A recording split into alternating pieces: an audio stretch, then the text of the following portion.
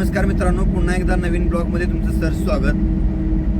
आज आपण निप्पाणी मार्केट करून चांगनूरला चाललो आहे, कारण की पांढरी वांगी शॉर्टेज आहे, त्याचबरोबर कोबीज शॉर्टेज आहे, त्यानंतर टोमॅटो आणि पापडी या चार गोष्टी तिकडल्या मार्केटला पूर्ण कमी आहेत। म्हणून आपण निप्पाणी मार्केटमध्ये या चार गोष्टी घेतल्यात आणि चांगनूरकडे चाललो आहे। निसर्गाचा सुंदर नजारा सकाळ सकाळी कसा, आता सकाळचे 6 वाजलेत, आम्ही अजून पोहोचलो नाही चांगनूर येथे, पण सकाळी एकदम सुंदर आणि सुंदर निसर्ग कसा दिसतोय हे तुम्हाला दाखवण्यासाठी मी व्हिडिओ केलाय।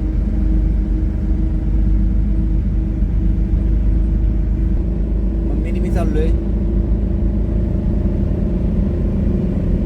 ओरिजिनल आणि प्युअर शेतकरी जर बघायचं झालं असेल आपल्याला कर्नाटकातच यायला पाहिजे। हे बघा, ट्रॅक्टर फुल्ल भरून कोबीज आणला आहे, ह्याला म्हणायचं शेतकरी आणि ब्रँड।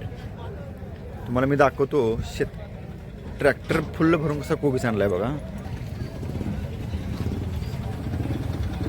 कसा आहे कसा हत्या। आपण असं टॉल्या उसाच्या पाठवतो, पण डायरेक्ट भाजीपाल्याच्या अशा टॉल्या भरून आणायचा पण दम लागतोय। आणि वाघ आहेत, वाघ दिवस रात्र कष्ट करायला लागतं या शेतमालासाठी, आणि ट्रॅक्टर भरून तो इथं मार्केटमध्ये आणून परत विकायचा। खरंच मानला पाहिजे या शेतकऱ्याला। मित्रांनो नमस्ते। आपल्या भागात जास्तीत जास्त ऊस केला जातोय आणि ऊसाचं पीक घेऊनच शेतकरी खुश असतोय। आपण हे पाठीमागं बघतोय, हे टॅमॅटोचं पीक आहे। मी तुम्हाला पुढे दाखवतो, हा सर्व टॅमॅटो केला आहे शेतकऱ्यानं। आपल्याकडे 5 एकर 10 एकर 20 एकर मध्ये ऊस जसा असतो तसा त्या पद्धतीनं या शेतकऱ्याने टॅमॅटो केलाय। टॅमॅटो छोटे फळं दिसतात बघा टॅमॅटोची, हा टॅमॅटो आहे बघा। तर पूर्ण म्हणजे पूर्ण शेतात टॅमॅटोचं शेत पीक घेतलंय।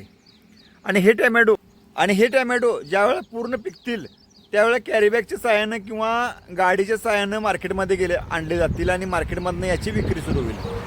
म्हणजे मला सांगायचा उद्देश काय, 3 महिन्याची 4 महिन्याची किंवा 5 महिन्याची जी पिकं आहेत ती ह्या भागात जास्त घेतली जातात, त्याच्यावरच जास्त विसंबून आहे इथला शेतकरी। जो उपवास असल्यामुळं मम्मीने घेतलंय मक्याचं कणीस आणि मी घेतल्यात भुईमुगाच्या शेंगा।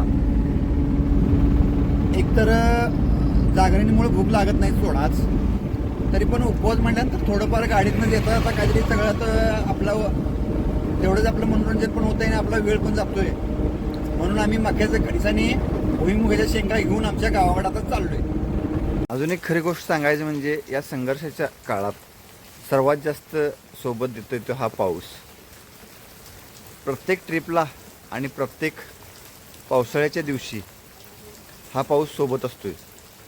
आणि भाजीपाला विकताना थोडेफार पावसामुळे त्रास होतात, परंतु आम्ही ह्याला आनंदानं स्वीकारतोय, कारण की हा नसेल तर शेतकरी बळीराज्यात जगणार नाही, आणि हा जर नसेल तर शेतकऱ्याचं पीक येणार नाही, आणि शेतकऱ्याचं पीक जर आलं नाही तर आम्ही कुठून भाजी विकणार। म्हणून आम्ही ह्याला आनंदानं स्वीकारतोय।